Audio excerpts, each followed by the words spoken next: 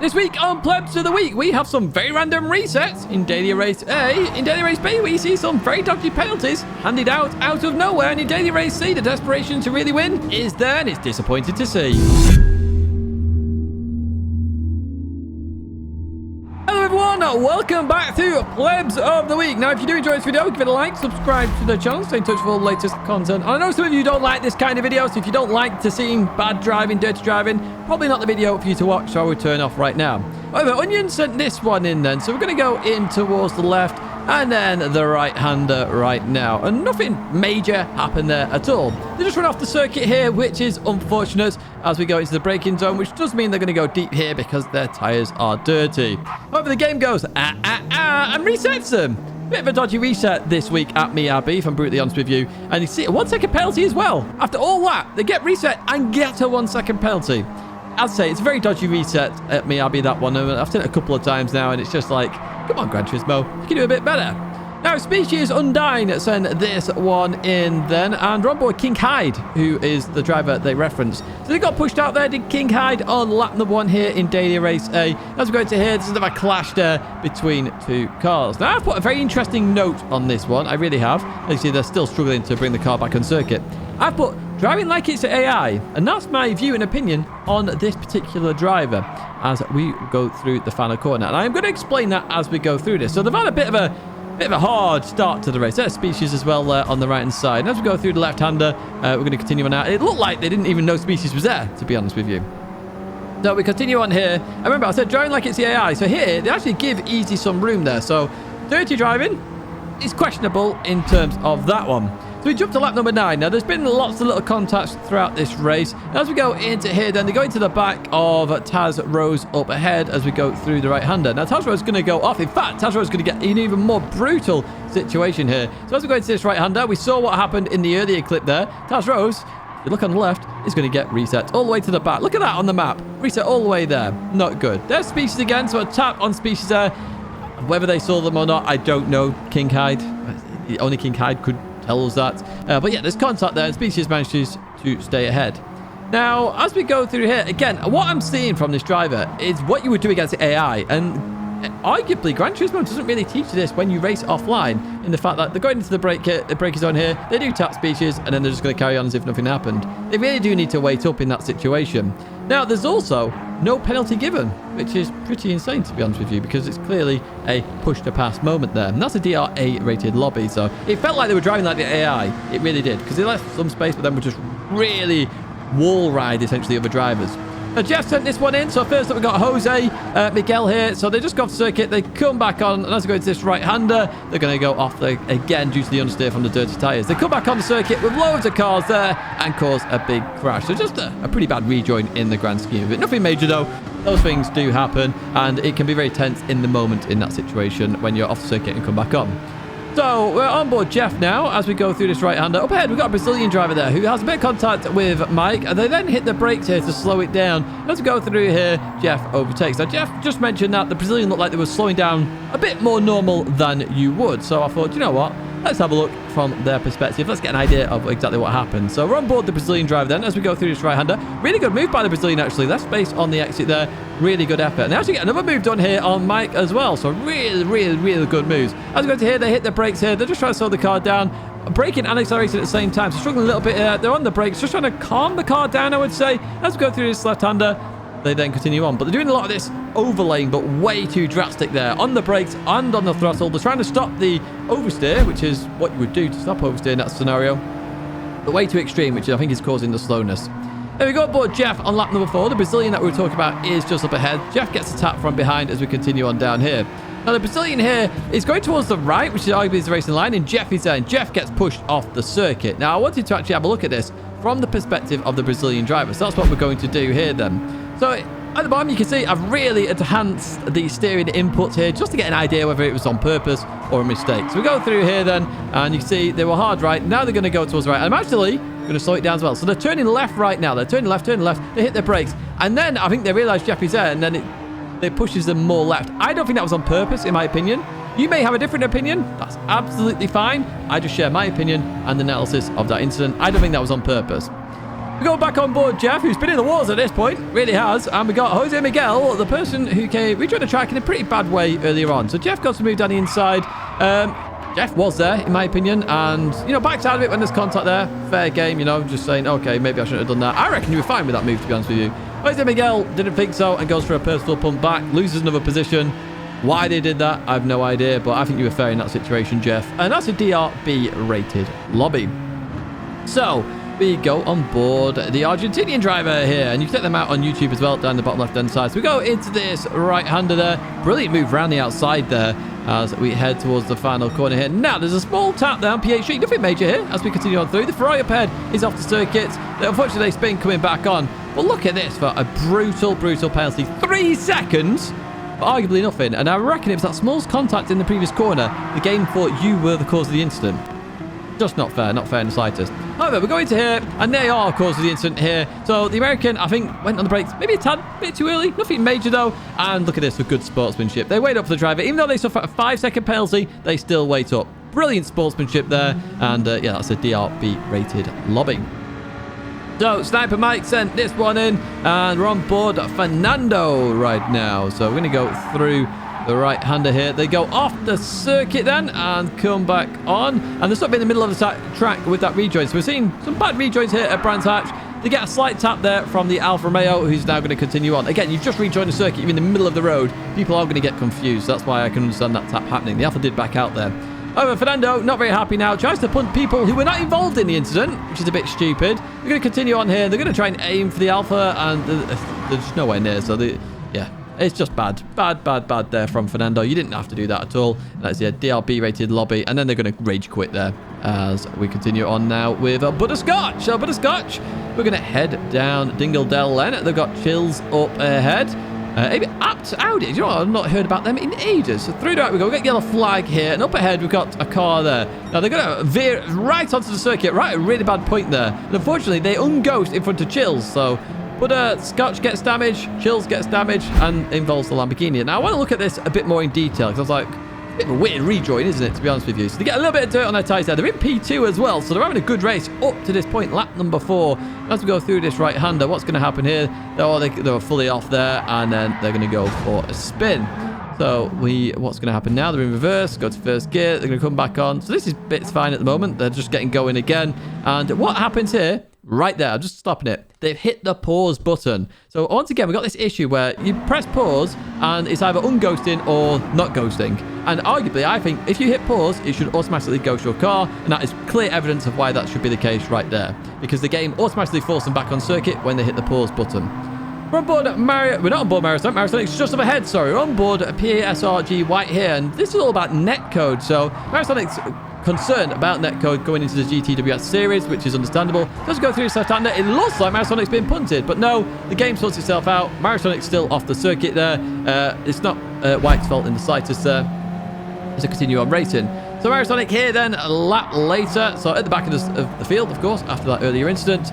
We got Batty up ahead then. So Marisonic's going to look for a move there. Slight tap, just backed out of that. Didn't mean to do that. Now they're going to go into this right-hander, and it looks like the Subaru's gone off the circuit. That just suddenly reappears. So you can see there are definitely some network issues happening at the moment in Gran Turismo. We saw a lot of that in the previous Plebs of the Week, which I'll link at the end of this one. But even so, we're still seeing it right now. What's happening? I don't know. We seem to have this at the end of GT cycles, by the way. I'm not putting any emphasis on that, but I reckon one server's been taken down at least. We're on board Bembo here then, as we head in towards turn 1. And they actually hit Mario Sonic, who we saw in the previous clip there. Now, Mario Sonic has gone wide at turn 1. Very common situation to happen there where someone gets hit up the rear. Mario Sonic, unfortunately, is going to get a 0.5 second penalty. Now, Bembo submitted this themselves because look what they do. They hit the brakes as well. They say it's not fair for Mario Sonic to have that penalty. So Bembo hits the brakes at the penalty line and they carry on racing. Brilliant sportsmanship there.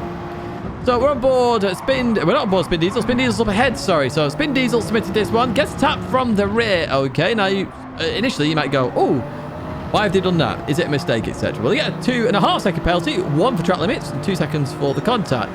They're actually not happy with Spin Diesel, but I think this is, well, Spin Diesel said this as well, mistaken identity. I went back in the race and I saw the same thing. It looks like mistaken identity. So they take them out turn number 1 there. Did they get a penalty is the question? No. Come on, game. We need penalties. We need them assigned properly. So I think it's because of this incident. So the driver is up ahead who spun out spin diesel, and we've got the South African here. So they're catching up to the rear of the car. NDL then is going to go towards the right hand side, I think. A reactionary move there, and then South African goes left, and then there's contact there. So they've hit the wrong Supra. Both got default liveries to hit the wrong Supra. So not the best in the world. It's why I don't like revenge punting, as you know. And we've got more revenge punting coming, but it's real good discussion points on it as well. So just keep watching, folks, and you'll find out. So we're on board the Brazilian here, submitted by Lopez. Goes for the move on the Mexican up ahead. This is the fight for the race lead. The Mexican moved under braking, and then the Brazilian took evasive action. Brilliant stuff there. Don't do reactionary braking because it can cause contact. We go to lap number 10 then, okay? And this is going on to the final lap, actually, lap number 11. So Edgar goes towards the right side. Good defensive move there. Hits the brakes. It looks a bit like a brake check, to be honest, but, you know, maybe it's just a mistake tapping the brakes. It can happen occasionally. We continue on out of there then. So that's a good defensive drive. This time, Edgar goes towards the right. I'm having the right side. Good, obvious defensive move there. Brilliant stuff from the Mexican driver as we go to the right-hander. Brazilian tries to go around the outside, not quite work, but look at this for a cutback. What a move that is. Unbelievable effort there by the Brazilian driver then as we head down towards this right-hander. So we go on board the Mexican driver now because the Brazilian is the lead driver. And as we go down into here, the Mexican's going to send it. Did they get it stopped? He got a tiny bit deep, but once again, the Brazilian, well judged. Look at that beautiful move. Absolutely fantastic stuff there from the Brazilian, and they maintain P1 right now. So good racing so far. You think, okay, well, this is the stars of the week then, isn't it?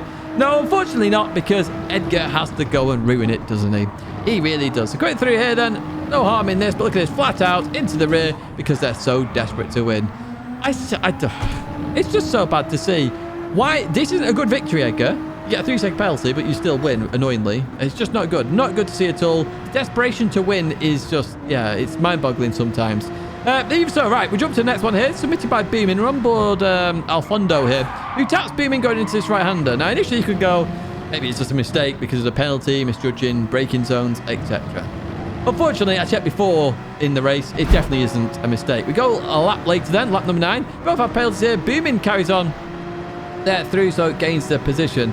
As we go into this right-hander, they sort of send it and then back out of it, and then Booming just stays on the circuit. That was very close to a track limit penalty as we go through the right-hander.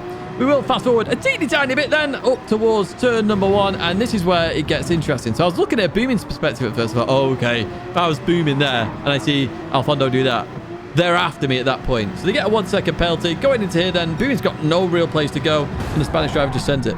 Why? I don't know why you would do that. So, yeah, I will be doing what I normally do in that scenario because it was dirty driving throughout this race from the Spanish driver.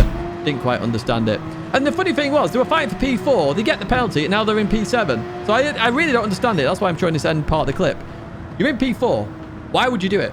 To go down the grid. Makes no sense. That's a DRB rated lobby. This is an interesting clip then. So this one was asked, what could they have done in this situation? What could they have done better? So it's a really good one, this, because this is what Plebs of the Week is all about, learning. And I like learning from this too. Portuguese driver here is one who submitted it. So the Austrian goes to the right side. And then we've got somebody there who was also taking a penalty. So they end up 3 wide in a bit of an awkward situation. So going through here then, there's contact there at the exit as well as we go through the right-hander. And then we're going to continue on racing. But what we're going to do, we're going to back it up there. They get a 2-second penalty as well. We're going to back it up and just take this all in each situation there. So they're accelerating. They're in a race right now. Now, up ahead, notice the driver in P6 goes towards the left. When you're the slow-moving car there, I would have just stuck to my line in that scenario because you've got 2 fast cars approaching. You're being unpredictable if you suddenly move then towards the braking zone. So that's why you took the opportunity to move towards the inside. There, you could have probably done a little bit better by lifting off a little bit more, giving them some space. But before that, you had no real choice where to go there because the driver decided to move when they were the slower car, and that was the issue. So they submitted this next clip then. This is a different race where 2 drivers up ahead are going to clash with each other. So Nico here is going to get a huge tap from the rear end. And then as we continue on round, look, they're trying to head towards the pits. So what could Nico have done better there? What could Nico have done better? Because Neck Tattoo there had no idea, in my opinion, that Nico wanted to pit until the second crash. And then you go, oh, right, okay, you wanted to go in the pit. Well, a number of things. So not everybody has their indicators mapped out, but Nico here should be on the right-hand side of the circuit. That would tell anybody you want to go in the pits. Because you're taking the racing line here, it looks like you're going to carry on as normal, but you overslow the car. You're now trying to hit the brakes to go in the pits, but again, Neck Tattoo doesn't know that. It looks like you've just done something very odd. So then the crash happens. If you are going to come in the pits at Red Bull Ring, make sure you're on the right-hand side of the circuit so everybody knows that you're going to go in the pits. Right, let's jump to the next clip then. This was submitted by Shadow Slip 71. And we're going to get ready for the start of the race. So we're on board the French driver right now in the Lexus. And we got the Brit up ahead of Monogo. But in front of them is Shadow, the one who submitted the clip. So we're going to head towards turn number 1. Now the Renault goes towards the right side. The Lexus driver just goes full throttle into the back of the Renault. I have no idea why. Was it a mistake or not? I don't know. Was it revenge punting from a previous race? I don't know. Again, I don't believe you should be revenge punting in a different race. You really shouldn't be doing it. Anyway, the Brit driver here has had a bit of enough and then starts to do the revenge punting. I don't like revenge punting, as you know. In this situation, this was a very odd one because it felt like they were trying to avoid them. I'm not sure. It looked very odd to me as we continue on here. Anyway, we continue on with the race, and the French driver's gone off up ahead. So were they making mistakes at turn 1? Did they just outbrake themselves because they've just done it again here? That could be the case. I really don't know, but the Brits not going to like this one, so they're going to just take revenge in that scenario, and it's going to spin them round. And Shadow Slip eventually will get past the French driver. That's a DRC rated lobby, so I do expect to see mistakes there. Was it a mistake into turn 1? Genuinely don't know. I couldn't tell you. Right, we're on board, the Revengel, who is up ahead, and this is Revolver. So we'll continue on out of here. Again, this is an interesting one, and I did analyze this in a bit more detail, which you will see. So we continue on here. There's a slight tap there. They lift off and then go for a pit maneuver on the start-finish straight. Now, was it a pit maneuver or not? I wanted to go into a bit more detail because after this, they then drove fine into the next corner. So it's very unusual. So we jump back here then, and what we're going to do is we're going to pause it in a couple of places. So first off here, lifting off. Now you're 3 wide going towards turn 1. You want to get back on the racing line because 3 wide turn 1 doesn't work out. However, this is where I know it's purposeful because they're now flat out again. They wanted to get to the rear quarter of the American driver up ahead and spear them off. So that was not good in the slightest. That is dirty driving in a nutshell. And it's not good to see. Why they did it to each other, I don't know. Because I've not seen anything in this race that would cause that issue. Right. This is an older clip. It's from last week. I don't normally show these, but Wrench Wench messaged me about this before submitting as well, or just after they submitted. And I wanted to go into this a bit more detail, because this is a revenge punt, but the reasons for it, etc. And I can understand this as well, but again, I don't like revenge punting. It's coming into here then. The American driver here is on the inside, but look at this. Full throttle. Punts them into the wall. That is just real dirty driving there from this American driver. Now I checked the whole race. Wench hadn't done anything to them. And I've watched Wench race as well, and you check them out on YouTube. But we're going to continue down here, and they're going to go for the revenge punt here because they were not happy. And Wrench Wench said, oh, I want to do better. I just thought I'd submit it anyway and report myself, which is very nice of you to do that.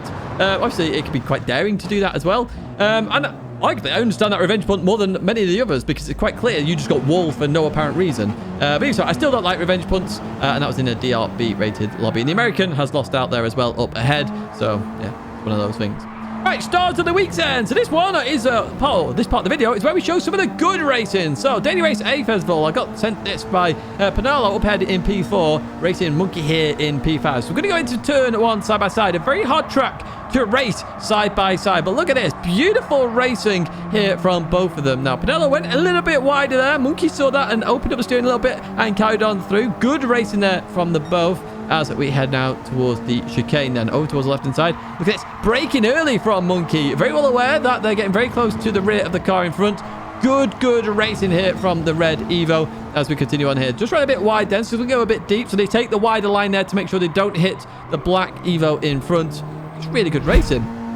It was lap 10 because the fight did continue up to this point. Now, unfortunately, they got track limit penalties for the same reason they went wide earlier on. So as we go into the right-hander here, look at this. So they're just judging the throttle accordingly, staying around that 80 miles an hour, which I did put in the lap guide. Make sure you do follow those weekly race guides every single week on a Monday. And look at that, just enough space on the exit for the Black Evo. Superb awareness in driving here from Monkey. As we go to try, and there's a slight tap there from the Black Evo. Again, that's just an unfortunate mistake. It was only the corner there as we head in towards the final corner here. And they're still racing side by side. This is good racing. This is what everybody wants, you know, just nice, clean racing, to have fun and to be able to actually, you know, enjoy driving the car and racing other people. That's why I play Gran Turismo. I don't care about winning. That's why I didn't like the Mexican earlier on.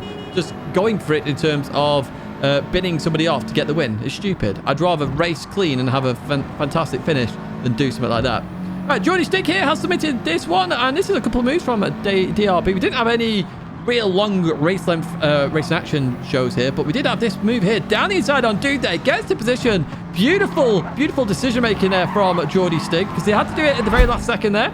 Go a bit further on in the race. We've got Chacal up ahead, the Spanish driver, as we go through here. A bit netcode issues as well. We saw that in previous submissions by Jordy Stick as well. We're going to head up towards this left-hander. Then on the outside, we go Chacal. Then on the inside, goes for the cutback. Look at this for an exit. Beautiful move there. DRB. Fantastic racing. Now, I'm going to show you another Daily Race B here because it wasn't a full racing feature. And this one by Butterscotch and Mungo, like these two. Oh, this is good. This is so, so good. So, we continue on out here. Butterscotch on the inside, Mungo on the outside. Two different cars as well. Nice to see the McGann FF being used as well as we head towards turn number 1. Now, it's very easy to get this wrong. Does Butterscotch get it wrong? No, but Mungo looking to get the cutback potentially here. Butterscotch goes towards the left-hand side. Mungo on the right is going to send it a little bit here in towards the hairpin. Gets it stopped. Butterscotch sees that as well. Beautiful awareness there. If somebody ends up on your inside, you have to give them some space. They continue on down with the racing here in towards the left-hander, giving each other space as well. Beautiful stuff. Mungo on the inside. Just enough room there to get on the inside. Fantastic, fantastic, fantastic racing. As we go into the left-hander then, they go a bit deep. Is Butterscotch going to come back? No, they are not. So we jump a bit later on here. We're on board Butterscotch now as we go into the left-hander. Mungo just gets it wrong into Graham Hill there. And unfortunately, that is going to give Mungo a 0.5 second penalty as there is a pair. So Butterscotch gets on the inside. Good move. Good decision there to get on that inside as we continue on through here. Now, is Mungo going to go for the move? That is the question as we head through Hawthorns then up towards the right-hander here. And we're going to go into there. And Butterscotch is just going to understeer off a little bit. So Mungo goes towards the inside then. Beautiful racing. Just enough space there given as well as we head towards the right-hander here. And job done there by Mungo. Fantastic racing. Thank you so much for submitting this one, Butterscotch. Really do appreciate it. DRB once again. And good racing shown on screen. Stars of the week. This one is for... Right, so we go to a Daily Race C one, and this one is fantastic. You could have put most of the race on this one, but we're just going to go from lap number 8. So Chris submitted this one, who are on board here, and we got AHR Porsche GT up ahead. So AHR is a team, and going to show why that team is well represented here by Porsche GT. So we are on board Chris right now in the Porsche 911 RSR as we head down towards this right-hander. The Genesis goes towards the left. Porsche sent it down the inside. Did it get it stopped? A little bit deep, nothing major though there, to be honest with you. The Genesis looking to get the cut back then. They stay side by side. This is some of the best racing, by the way, that you will see at Red Bull Ring. It really is. So in towards the left we go. Porsche judges that amazingly well. You know, saw Chris just backed out of it, took that racing line then and closed that gap accordingly. So lap number 10. So we jumped a little bit here, but they're still racing here as we continue on the back straight, or arguably the back straight here at Red Bull Ring. Now, Porsche stays towards the right-hand side. It's a bit weird saying Porsche and Porsche is in a Genesis, but, you know, it is what it is as we head down here then. So Chris looking around the outside. Very hard to do that here at the Red Bull Ring. And is Chris going to get the run off the corner? No. Porsche a little bit of oversteer there. Goes defensive then. Makes a very, very critical decision there. Very early. It tells Chris where to go. Good racing again as we go through this left-hander. And Porsche defends that very nicely indeed. As we continue on, stays defensive then. We've got 1 and a bit laps to go. So this is the deciding moment of the race then. And this is how you do a final lap of a race, by the way, as well, what these two show. Not what we saw earlier on in Plebs of the Week, because that was Plebby. This is sensational. So Porsche then defends, going in towards the penultimate corner then, as we go through here. Now, where's Chris going to go? Chris going to go back? Not quite. Did try and get on the inside. Didn't quite work there as we go through the final corner, and we head onto this final lap. So Chris now is the attacker, the aggressor, the hunter here right now as we head towards turn 1. Looking on the inside. Not going to go off the move here for sure, because you wouldn't do that as we go in towards turn 1. Now, do they get the run on the exit? Yes, they do. The Porsche showing its dominance there. Rear-engined car. It's going to plant the rear wheels, gets the grip on the exit. So Porsche has no choice but to go to the left-hand side, while Chris here stays on the right. However, the Genesis really kicking in there with its acceleration. As we go on the brakes, Chris sends it down the inside there. Does Chris get it stopped? Yes, beautiful move. Absolutely fantastic stuff. We go on board the Genesis then here as we continue on out. Chris over towards the left-hand side right now. Where is the Genesis going to go? That is the question. Gets to run very quickly on the Porsche. Chris stays towards that left-hand side as we head onto the brakes. Chris looking to outbrake. Oh, does he get it stopped? Does he? Yes, indeed. Beautiful defense. Oh, a little bit off the circuit there, though. And Porsche then going to go towards the left-hand side here in the Genesis. And that leaves Chris hung out to dry then as we go into the left-hander. Look at the space given here. Beautiful. Absolutely fantastic stuff here from both of them. Let's jump back on board Chris then for the final few corners. As we go through here then, it looks like it's all said and done. That Genesis, very good, of course, on the straights, and we are coming up to one of those. So the Porsche going to go towards the right-hand side. Sorry, Porsche goes to the right-hand side. Chris in the Porsche stays behind then as we head in towards the final couple of corners. Now, this is the problem with defending into this corner. You can get done like this because Chris goes for the move of the race. And look at that. Through the last corner we go. We're going to head towards the line. Fantastic move by Chris. Brilliant racing from both of you. Huge shout outs to both of you. That's an A+ lobby. Absolutely fantastic. Another interesting plebs of the week there then. Thank you so much for anybody who has submitted a clip. Please don't feel disheartened if your clip wasn't shown. It could be due to background music, the quality, if you've sent the wrong link, essentially. So some people put the wrong link, so don't post the link in the first place. Some people, I can't find the incident based on the notes given, so I can't use them. And if there's a lot of the same kind of incident, I'll just pick out one of those rather than show the same incident over and over and over again. And that was feedback you guys actually told me over the weeks that we've done Plebs of the Week. Now, just an announcement here. I would like you to stop sending Plebs of the Weeks just for a few weeks from this point. The reason being, the baby is imminent. And arguably, actually, definitely, I'm not going to have time to go through them over the next few weeks. So if you submit one, I'm not going to see it. So I'm just putting that out there right now. Now, there are 2 specials planned with Plebs of the Week, and this is why they are happening in the next couple of weeks. And that's the GTWS one, and then the leagues and offline races and all that good stuff. So do expect to see those over the next couple of weeks. I will let you know when Plebs of the Week will start again. So please bear with me with that one. But please don't submit. Or if you do submit, I'm just going to say it now. I'm more than likely not going to see it. A massive thank you once again from everybody who has submitted. We've had over, I think it's over 700 submissions now for Plebs of the Week. It's pretty insane, to be honest with you, with the amount. We've also had a good number of Stars of the Weeks as well coming forward now as well, which is nice to get that in at the end of the videos. And just to say, and I mentioned it in the live stream and I've mentioned it on GT Planet as well, I am trying to use some of the Plebs of the Week stuff for basically a document that I'm going to send to PD, where a system, or a system idea at least. So just to let you know that they're going to be used even further going forward. And if they introduce it, great. If they don't introduce it, I'll get like 6 months. I'll then explain what I suggested, go through the designs, and we can go from there. As always, a big thank you for watching. A massive, massive thank you for all the support, as always. If you did like it, give it a like, subscribe to the channel to stay in touch with all the latest content. Do let me know your thoughts and feelings down in the comments. I will read them. I read all comments, but that is going to be it for me. Check out my partners down below as well, and you can get discounts, and it gives me a kickback as well when you use those links, or code Tidgney at checkout. As always, big, big thank you, and I hope to see you in another video or live stream again very soon.